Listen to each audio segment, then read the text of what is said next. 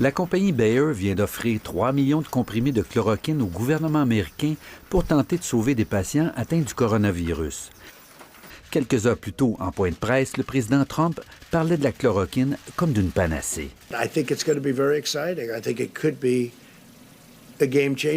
Tout récemment, un centre de recherche marseillais a testé sur 24 patients gravement malades, dont plusieurs ont récupéré de la COVID-19. En Chine et en Australie, il fait aussi l'objet d'essais cliniques sur des centaines de patients. Et chez nous, on n'est pas en arrière de la parade. La chloroquine est rapportée comme étant très efficace dans certaines situations, mais elle ne peut pas être donnée à n'importe qui. Ce n'est pas un médicament spécifique comme tel. La nuance est importante. La chloroquine est un très vieux médicament anti-malaria découvert il y a 2 siècles.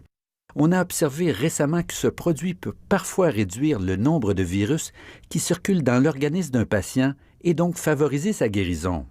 Mais il n'a jamais fait l'objet d'une grande étude clinique.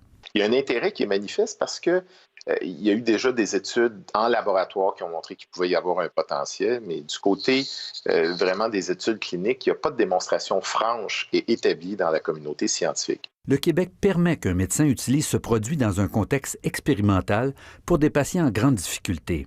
On le fait déjà à l'Hôpital général juif de Montréal. Mais on suggère d'éviter de le prescrire largement ou d'en faire un usage courant. Il y a des gens qui en ont même à la maison parce qu'ils auront voyagé puis on leur a donné ça en type de prévention pour une infection de malaria et qui peuvent se dire, ben mon Dieu, je vais l'utiliser puis ça va me rassurer. On ne recommande pas ça non plus, donc. Selon les autorités américaines de la santé, il faudra au moins 6 mois avant d'établir si la chloroquine représente ou non une option thérapeutique de choix dans la lutte contre le coronavirus. Ici Normand Grondin, Radio-Canada, Montréal.